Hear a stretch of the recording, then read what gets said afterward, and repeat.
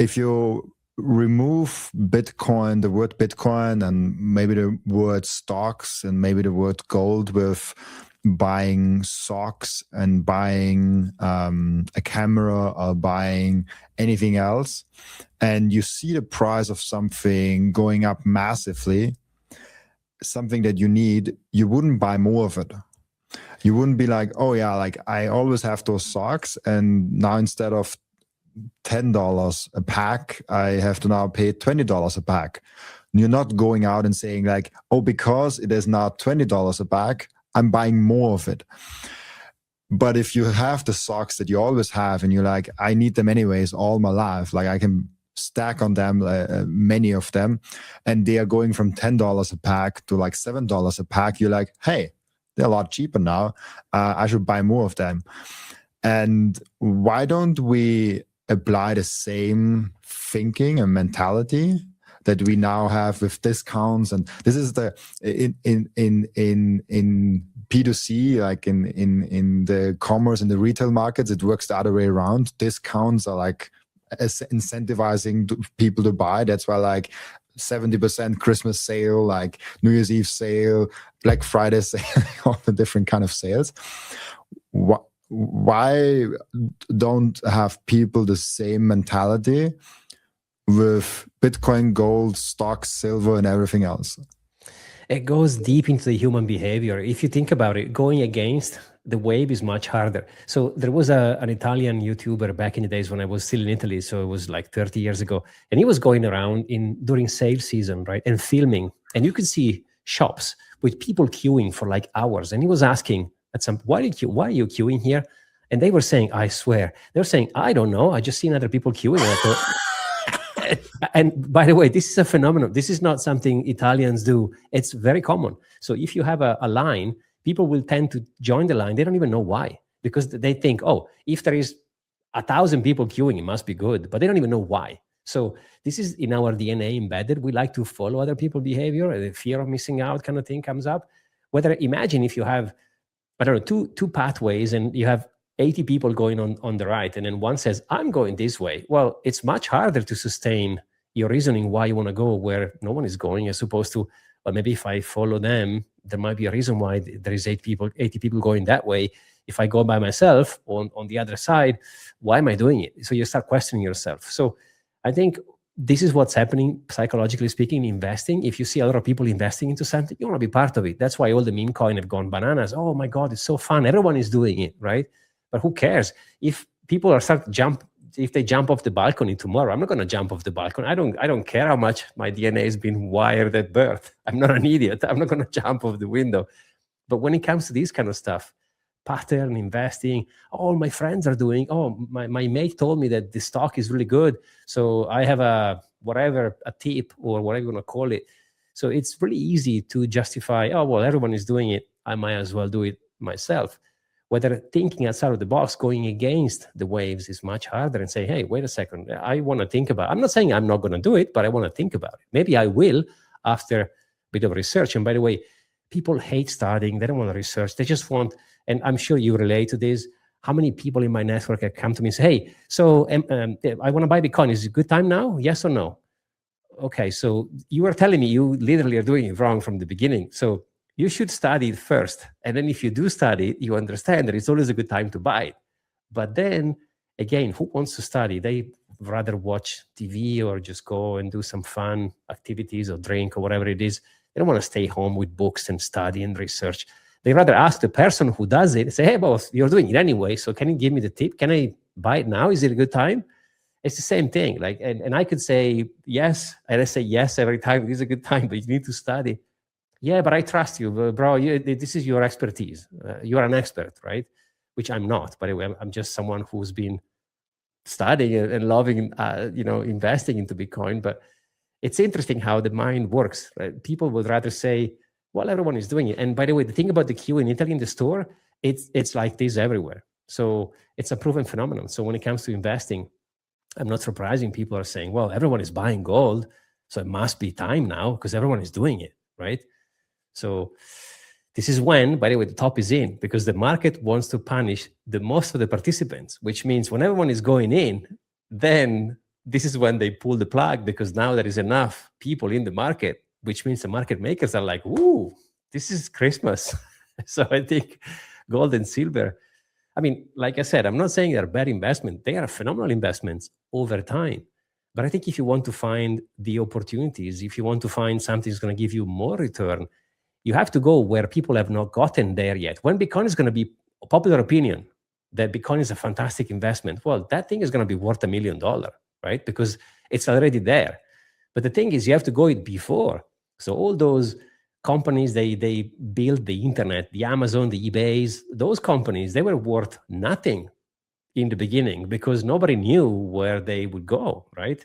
Of course, we had also pet.com that's gone to zero. I'm not saying every company was profitable, but this is the time now to say, hey, the opportunity is thinking where no one is there yet. So if I can think ahead of 20 years, I can make money. If I follow the herd, well, I'm going to be broke because I'm going to be punished by the market. I love that. It reminded me because my girlfriend and I are very different in that regard. If we're in a city and there is a really famous breakfast place, like for example, we did it in Paris, there was a really famous breakfast place and there was a huge line in front of it just to eat like the famous croissant. I don't even remember the name of it. I am allergic to queues. Whenever I see a queue, I'm like, I'm not going in there. Like I'm even if I go to a restaurant and he says like, oh, you have to wait 5 minutes to get a table, I'm like, I go to the next one. I even if it takes me 5 minutes to walk there, it feels like I'm standing there like I'm doing nothing. Like I'm very allergic to queues. Like I'm very allergic when like everyone is doing something. I also hate like series that like everyone tells me like, oh, you have to watch this. For example, Stranger Things. Everyone tells me now I have to watch Stranger Things. I really might be actually really good. Maybe I enjoy it, but like because everyone tells me to do it, like I don't want to do it. Like I'm just wired that way. But there are a lot of people, and I think most people are like, oh, there's like this famous thing, like everyone is doing that, and they're just like going there. And I'm asking is like, is there a connection between early Bitcoin investors, early Bitcoin OGs, or people that are really into it, that are also allergic to queues because they don't want to do, they almost are wired to do the opposite of the mainstream. And the mainstream is they're having a bank account, they're having their ETFs, they're having their whatever the financial advisor that they have and the bank advisor that has is telling them to do. And we as Bitcoiners are wired so differently that we're like, we don't want the mainstream. Actually, even if the mainstream would be good, we would go against it just because we are wired that way. And so I'm also thinking that I think once Bitcoin is mainstream and is the Bitcoiners, the early OGs will be the ones that move on from Bitcoin and might actually like try to find other ways to deploy money and find other ways like to get creative with that. But that's far out future, like 20, 30 years ahead. But do you also see this with, and you speak with so many also, and you met so many, do you see that this like being allergic to queues and being allergic to the mainstream is very strong in the Bitcoin community? 100%. I was about to say, in fact, when you said I'm allergic to queues, like, well, you are a Bitcoiner, of course. Like we express a behavior in not just investing fiat, but in everything we do. And it's interesting when I try to paint the typical Bitcoiner, the only thing I don't resonate with, I'm vegetarian. I've been vegetarian for my entire life. And there is a lot of meat kind of desire or consumption. That's actually the only thing I don't resonate with because I've been vegetarian forever, since I was basically 3 and I'm 50 almost. So I've been 47 years old in veggies. But that's the only thing that I don't resonate with. Everything else, be in charge of your life, your key is your coin. So take control of your actions, take care of your body. There are so many interesting things that resonate. The fact that, like you said, we tend to have more responsibility towards every action we do. And I also hate queues, by the way. I would be okay to digest a queue if there is something I really want to do. Like if I want to get my book signed by Seyfaddin Ammous, for example, I would wait an hour in queue because that's something I want to do. But the object has to be so tempting for me to stay an hour into a queue.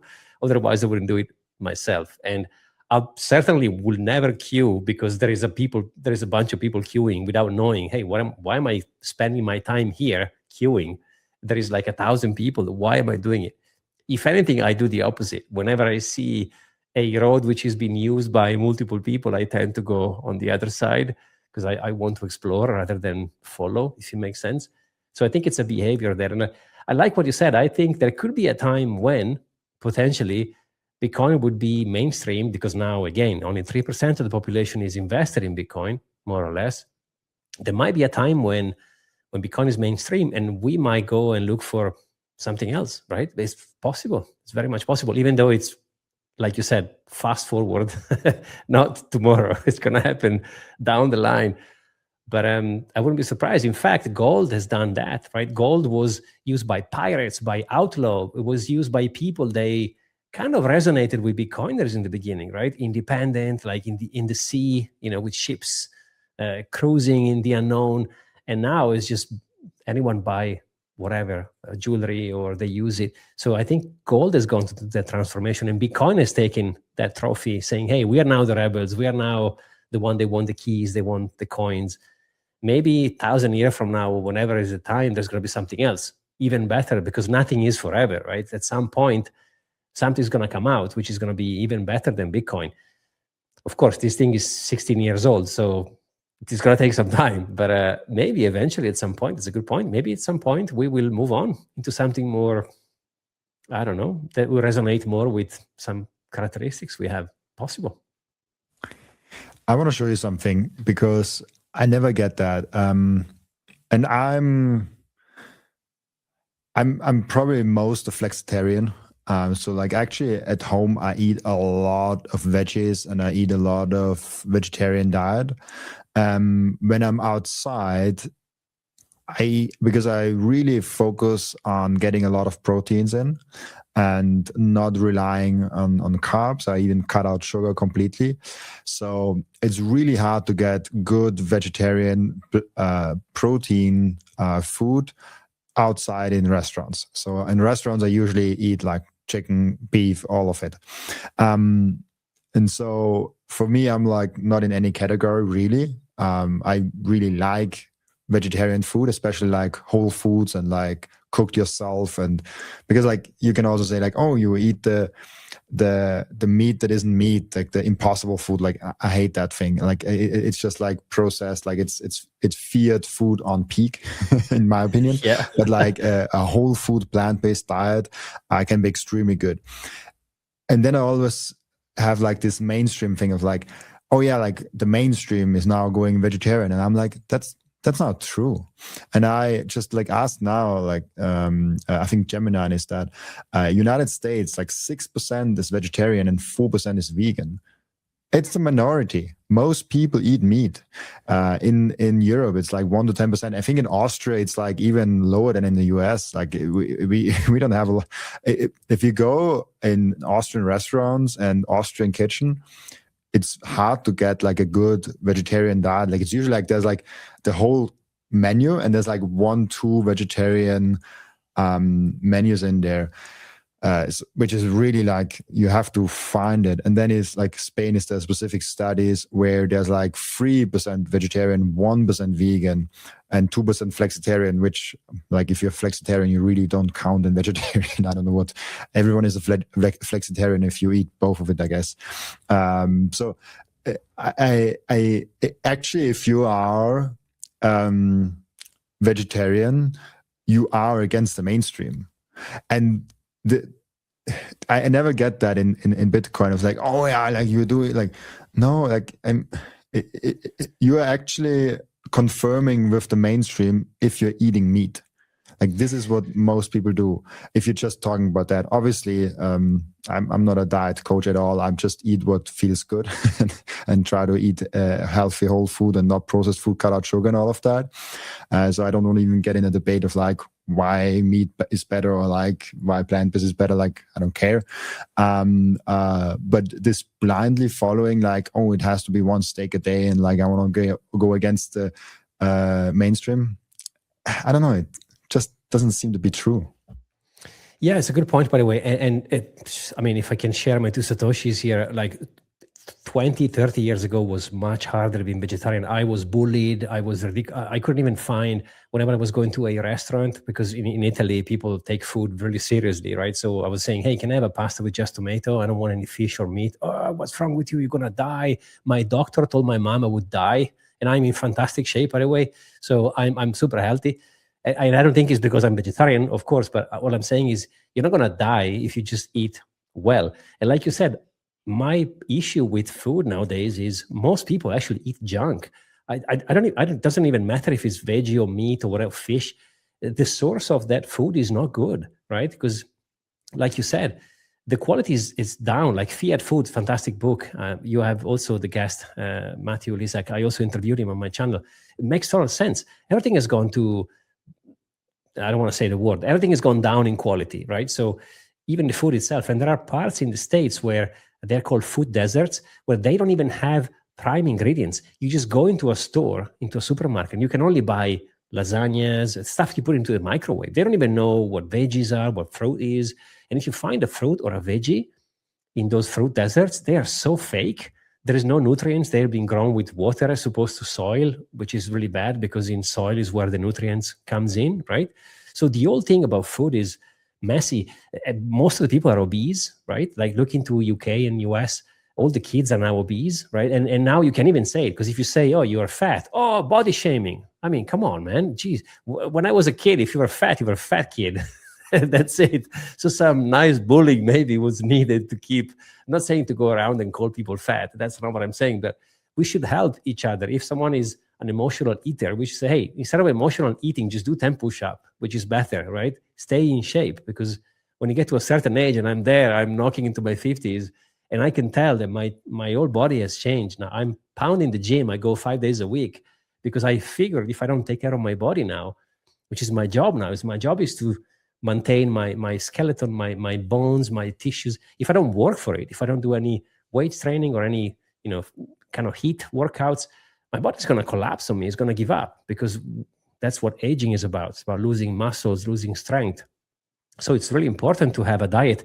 I don't care whatever it is. You can eat whatever you want, fish, meat, veggies, fruit only. You can breathe air only and be a monk. But as long as you do it and you just take care of it, because most people don't even look into it. For me, being vegetarian was a forced. It made me think, okay, what am I eating now? Like, how am I supposed to be sourcing quality food, quality veggies, quality fruit, quality carbs? And I have many friends here in Dubai, like Chris, MM Crypto, he's like a meat guy and eat 20 eggs a day, whatever. I don't care. I mean, but he has gone into a deep understanding of what is food, what do I need, why processed meat is bad. So like you said, with investing is the same thing. I don't actually think Bitcoin is the only remedy here. Bitcoin is one of many tools you can use to save your sweat equity, I call it. It doesn't have to be Bitcoin, but you owe it to yourself to say, wait, we have a problem, which is inflation. So how am I fighting this thing? It doesn't matter what you use. You can use gold, Bitcoin, you can use Pokemon cards. I don't care, to be honest. As long as you address the problem and say, my money, my fiat is debated. The first thing that every Bitcoiner does, and the most important activity that every Bitcoiner keeps on doing, is buying Bitcoin. And I personally use Relay to buy and sometimes also spend or sell my Bitcoin. And there are two main reasons why I do so. The first one is it's Bitcoin only. They do not do any shit coins. They do not do any cryptos, any stocks or anything else. This is a tool, an app that is fully focused only and solely on Bitcoin. The second one is self-custody. They give you the keys to your Bitcoin the moment you buy them. You never give them the control over your Bitcoin, and you don't have to trust them because you can verify that you and only you have the keys to your Bitcoin. There's no third-party risk. There's no freezing of your assets. There's no rug pulling. There's nothing of that. Download Relay, the app,